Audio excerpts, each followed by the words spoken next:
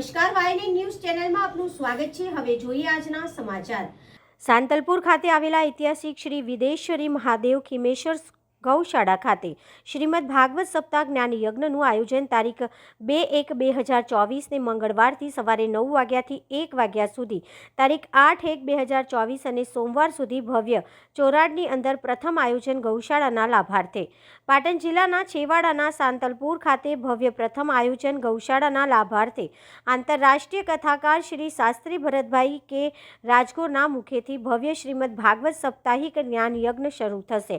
સાંતલપુર ખાતે આવેલા શ્રી વિદેશ્વરી મહાદેવ ખીમેશ્વર ગૌશાળા ખાતે સમગ્ર ચોરાડ વિસ્તારના લોકોના સહયોગથી સંત શ્રી વિષ્ણુગીરી બાપુ દ્વારા ભવ્ય આયોજન કરવામાં આવ્યું છે, જેની અંદર સાથે ભવ્ય સંતવાણી 5/1/2024 ને શુક્રવારના રોજ કલાકાર શ્રી ગીતાબેન રબારી અને અન્ય કલાકારોની સાથે ભવ્ય સંતવાણી સાથે દરરોજ શ્રીમદ ભાગવત સાપ્તાહિક જ્ઞાન યજ્ઞનું ભવ્ય આયોજન ચોરાડ વિસ્તારની અંદર પ્રથમ થઈ ગયું છે, જેની અંદર મોટી સંખ્યામાં ભાવિ ભક્તો ઉમટી પડશે।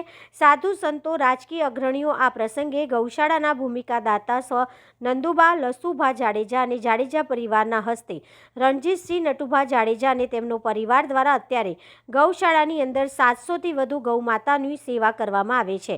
ગૌશાળાની અંદર વધુમાં વધુ ગૌ માતાઓની સેવા થાય તે હેતુસર કથાનું ભવ્ય આયોજન કરવામાં આવ્યું છે। ભાગવત કથાની અંદર કથાના મુખ્ય દાતા તરીકે સ્વ જાડેજા પ્રવીણસિંહ વરધાજી, સ્વ જાડેજા વિક્રમસિંહ વરધાજીના હસ્તે શક્તિસિંહ પ્રવીણસિંહ જાડેજા સાંતલપુર અને બીજા યજમાન શ્રી રાણાભાઈ જેહાભાઈ આહિર કલ્યાણપુરા અને ત્રીજા યજમાન તરીકે આજાભાઈ અરજણભાઈ આહિર કલ્યાણપુરા દ્વારા ભાગવત કથાના યજમાનો બનેલા છે।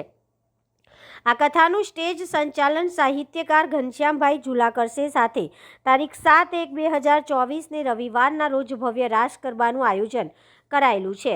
આ ભાગવત કથાની અંદર મોટી સંખ્યામાં સાધુ સંતો, રાજકીય દાતાશ્રીઓ, ગૌ ભક્તો મોટી સંખ્યામાં ઉપસ્થિત રહેશે। સાંતલપુર તાલુકાના તમામ ગામોની અંદરથી ચોરાડ વિસ્તારમાંથી ભાગવત કથા અને ગૌ માતાના લાભાર્થે દાનનો પ્રવાહ ચાલી રહ્યો છે।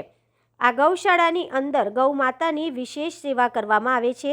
બીમાર ગાયો હોય, અન્ય જીવજંતુઓની પણ સેવા કરવામાં આવે છે। ગૌ માતાના લાભાર્થે ભવ્ય ભાગવત કથાનું આયોજન સાંતલપુર વિસ્તારમાં પ્રથમ થઈ રહ્યું છે। દરેક ભાવિ ભક્તો તેનો લાભ લે તેવું સંત શ્રી ગૌશાળાના ટ્રસ્ટીશ્રીઓનું લોકોને આમંત્રણ પાઠવવામાં આવ્યું છે। જય ગૌ માતા, જય ખીમેશ્વર મહાદેવ। સાંતલપુર નગરના આંગણે સમગ્ર ચોરાડની આસ્થાનું કેન્દ્ર અને આપ સૌની ગૌપ્રેમીઓની ગૌશાળા, જેને આપણે કહી શકીએ એવી ખીમેશ્વર મહાદેવ ખીમેશ્વર ટ્રસ્ટ દ્વારા સંચાલિત ગૌશાળાના લાભાર્થે સુંદર મજાની ભવ્યાતિ ભવ્ય ભાગવત સપ્તાહનું આયોજન અમારા વિસ્તારનું ગૌરવ શાસ્ત્રીશ્રી અને આંતરરાષ્ટ્રીય કથાકાર એવા ભરતભાઈ રાજગોરના સંગીતમય શૈલીમાં એમના સ્વમુખેથી આયોજન કરી રહ્યા છીએ। તારીખ 2/1/2024થી તારીખ 8/1/2024 સુધી આ કથાનું આયોજન દરમિયાન લોકડાયરાનું આયોજન પણ તારીખ 5/1/2000ના રાત્રે અને રાસોત્સવનું આયોજન તારીખ 7/1/2024ના રાત્રે રાખેલ છે। આમાં આપ સૌને પધારવા ભાવભર્યું આમંત્રણ છે। આ ગૌશાળા એ સમગ્ર ચોરાડ વિસ્તાર અને ગૌપ્રેમીઓની આસ્થાનું કેન્દ્ર છે। વિશેષમાં કહું તો આખા વિસ્તારની પોતીકી ગૌશાળા છે અને આ કથાનો ઉદ્દેશ પણ ગૌશાળાના નૂતન એ નિર્માણ માટે અને ગૌશાળાને વ્યવસ્થિત રીતે સંચાલિત કરવા માટે પૂજ્ય વિષ્ણુગીરી બાપુના આદેશથી અને એમની પ્રેરણાથી ભજન અને ભોજન સાથે કથાનું આયોજન સમય છે સવારે 9થી બપોરના 1 વાગ્યા સુધી આયોજન કરી રહ્યા છીએ।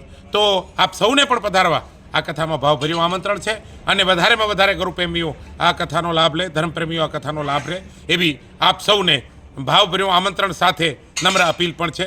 હું લોકગાયક ઘનશ્યામ ઝુલા, સાંતલપુર ચોરાડ। હું ભરત શાસ્ત્રી બોલું છું સાંતલપુરથી અને આમ રહું છું અમેરિકા। અહીં શ્રીમદ ભાગવત કથાનું સુંદર આયોજન કર્યું છે વિદેશ્વર અને ખીમેશ્વર મહાદેવ એમના મહંત શ્રી વિષ્ણુગીરી બાપુ તેમજ ચોરાડના સમસ્ત ગ્રામજનો, ફક્ત સાંતલપુર જ નહીં પણ આજુબાજુના તમામ ગામના લોકોએ ખૂબ ઉત્સાહથી આ કથાને સુંદર બનાવવા માટે, ભવ્ય અને દિવ્ય બનાવવા માટે ખૂબ પુરુષાર્થ ઉઠાવ્યો છે. હું તો આમાં એક સામાન્ય એક બિંદુ છું. સિંધુ તો આ લોકો છે કે જેને આખું વિશાળ આટલું મોટું આ પ્રદેશમાં મારા ખ્યાલથી ઘણા યુગો પછી આવું સરસ આયોજન થતું હશે એમ કહું તો ચાલે. કારણ કે મને 60 વર્ષ થયા એમાં મેં હજુ સુધી આવું ભવ્ય આયોજન જોયું નથી. એટલે ચોરાનું સૌભાગ્ય છે. આ પ્રદેશમાં એક ભાવના જાગૃત કરવા માટે વિષ્ણુગીરી બાપે ખૂબ પુરુષાર્થ કર્યો. આપ સમસ્ત ચોરાડના તમામ ભક્તજનોએ પણ ખૂબ ભાવ વહાયો છે. ઝરણું વહેતું હતું ભાવનું, પણ કોઈને એ ઝરણાને વ્યક્ત કરવા માટે, પ્રગટ કરવા માટે કોઈ જોઈએ.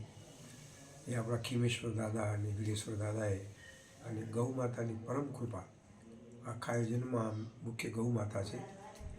ગૌ માતાએ આપણને આ ભાવ જાગૃત કર્યો છે અને એ હવે ભાવના ઝરણા ખૂબ વહે તેવી આપણે કૃષ્ણને પ્રાર્થના કરીએ, ખૂબ આનંદ કરીએ. સૌ કથામાં પધારજો. આપણે બધા સાથે મળીને આનંદ કરશું. જય Shri Krishna. Subscribe now and press the bell icon. Never miss an update.